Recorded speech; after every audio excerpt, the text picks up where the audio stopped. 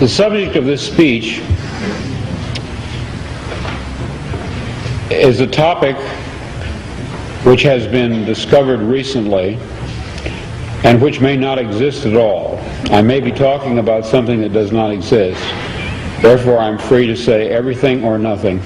I, in my stories and novels, often write about counterfeit worlds, semi-real worlds, as well as deranged private worlds, inhabited often by just one person, while meantime the other characters either remain in their own worlds throughout or are somehow drawn into one of the peculiar ones.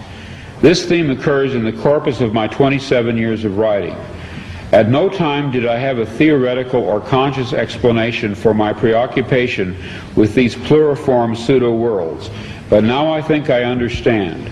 What I was sensing was the manifold of partially actualized realities lying tangent to what evidently is the most actualized one, the one which the majority of us, by consensus gentium, agree on.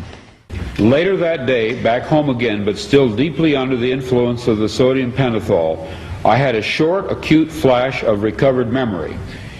Then, in mid-March, a month later, the total body of memories, intact and entire, began to return. You are free to believe me or to disbelieve, but please take my word on it that I am not joking. This is very serious, a matter of importance. At that time, I had no idea what I was seeing. It resembled nothing that I had ever heard described. It resembled plasmic energy. It had colors. It moved fast. It collected and then dispersed. But what it was, what he was, I am not sure even now. In other words, it's a common theme in my writing that a dark-haired girl shows up at the door of the protagonist and tells him that his world is delusional, that there's something false about it. Well, this did finally happen to me. I even knew that her hair would be black. I had an actual complete sense of what she would look like and what she would say. She did appear. She was a total stranger, and she did inform me of this fact, that some of my fictional works were in a literal sense true.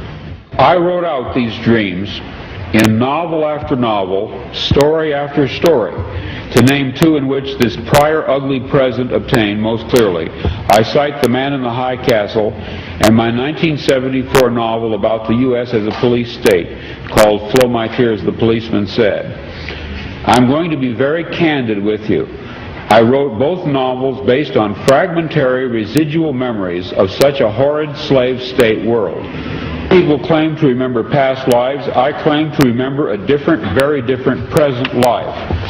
I know of no one who has ever made this claim before, but I rather suspect that my experience is not unique.